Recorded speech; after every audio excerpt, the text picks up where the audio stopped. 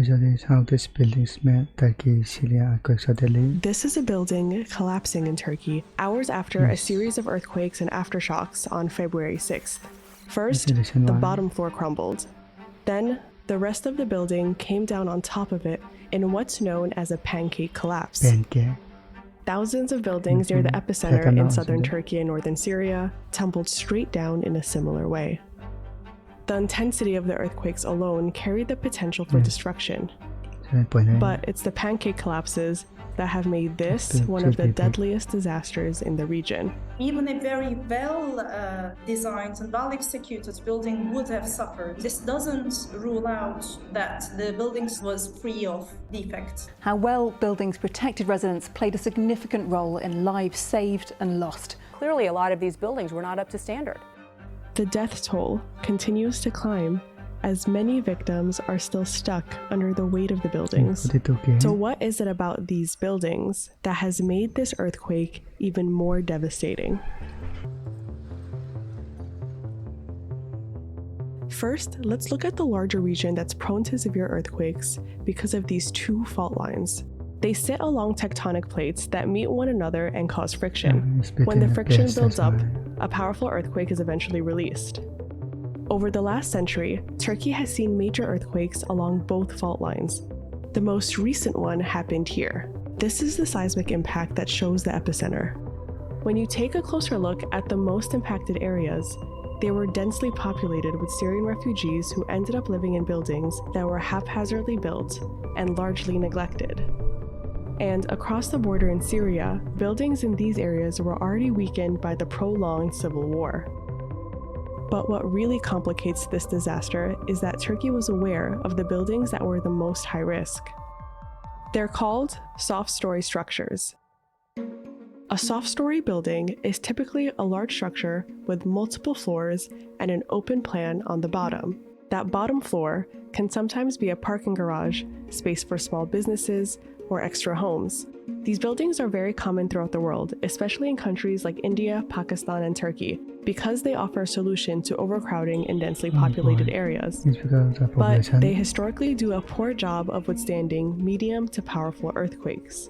Here's why. These columns here could be made of brittle concrete, and the stories on top might be made of stone and a stronger mix of concrete. Sometimes the bottom floor has fewer walls than the ones above, with sides that may be left open, or columns that aren't connected by walls. This means that a soft story is the weakest floor and cannot fully support the heavier ones above it. So when an earthquake hits, the structure may shake until that bottom floor collapses. During powerful earthquakes like Turkey and Syria's, the remainder of the building may follow. This kind of collapse traps people under heavy construction materials, making rescue missions even more difficult. ابن عمي ومرته مع 3 أولاد لهلا ما معروف عنهم شيء ساكنين بالثاني الفني. I can't see him. I can't see him. This is worse than more. But this is a challenge Turkey has faced before. A comparable 7.6 earthquake hit Izmit in 1999 and caused over 17,000 deaths. It became clear that poor building design and soft stories, which made up nearly 90% of building collapses, exacerbated the death toll in this disaster. The aftermath pushed the Turkish government to reintroduce building codes with an emphasis on earthquake safety.